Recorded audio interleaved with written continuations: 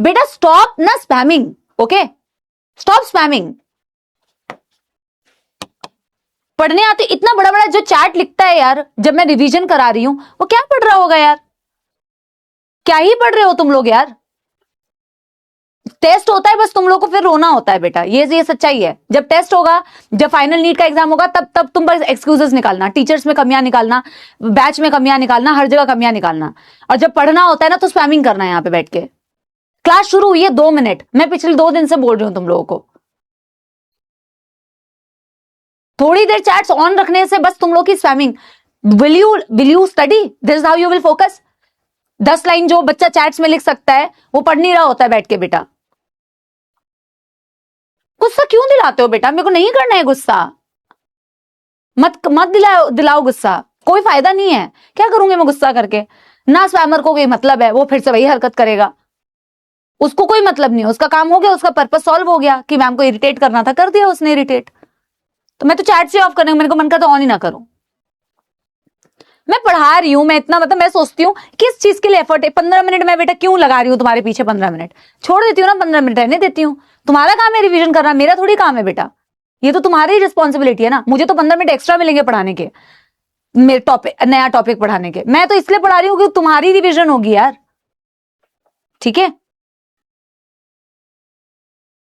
Perichondrium, periosteum, मैं chats on ही नहीं करूंगी, ठीक है। I will not switch on the chats because मेरा इंटेंट पढ़ाने का है। मैं सिर्फ आप लोगों से फीडबैक लेना चाह रही हूँ अभी, जो पढ़ रहे हैं बैठ के, बस उतना बता दो। रिवीजन हो गया बेटा, ओके।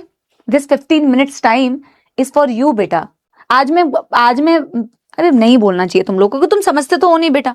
क्या मैं तुम लोगों के साथ में ये चीज शेयर करूं? मैं आई वॉज जस्ट थिंकिंग, जब ऑफलाइन में पढ़ाते थे ना, तो मैं ये सोच रही थी कि जब रिसोर्सेस कम होते हैं ना बेटा, जब हमारे पास रिसोर्सेस कम होते थे, बच्चों के पास रिसोर्सेस कम होते थे, तो बच्चा ज्यादा तुम समझोगे नहीं, तुम्हारे अंदर एक्सेप्टेंस नहीं है ना बेटा। तुम अपनी प्रॉब्लम्स को, अपने मिस्टेक्स को एक्सेप्ट नहीं करोगे कि हमारे साथ में ये प्रॉब्लम है।